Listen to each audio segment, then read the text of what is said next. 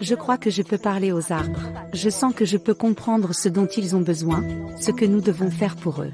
Je ne suis vraiment pas une personne faite pour travailler en ville. Dans la petite ville de Shangyou, dans le sud du Jiangxi, un fruit baigné de soleil arrive en pleine saison. C'est la célèbre orange Navel de Canaan. Difficile d'imaginer que ces montagnes aujourd'hui parfumées, où les arbres ploient sous le poids des fruits dorés, n'étaient autrefois que des terres arides, rongées par l'érosion. Et pourtant, cette métamorphose n'a pris que 4 années.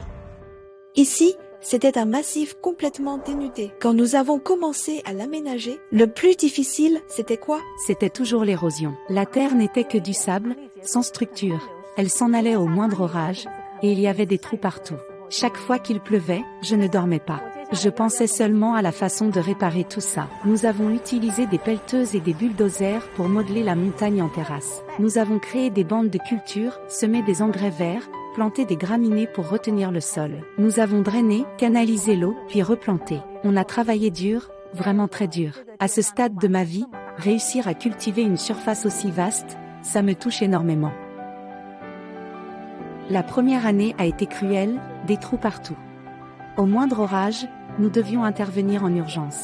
Après la pluie, il fallait chercher les nouveaux effondrements et les reboucher. Là-haut, le sommet était bien plus haut qu'aujourd'hui. C'était une énorme zone de glissement. On a poussé la terre vers le bas. On a créé des terrasses, couche après couche. Et c'est là que nous avons planté les orangers. Je voudrais savoir un pied d'oranger peut produire combien d'oranges, par exemple. Un oranger produit combien de fruits? Environ une centaine. Waouh, 100 fruits, presque 100 fruits. Wow, 100 fruits.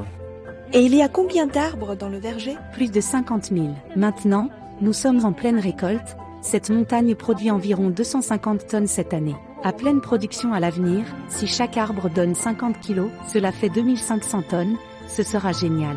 Le verger de Madame Lingfeng a prospéré. Et ce n'est pas seulement elle qui s'en réjouit.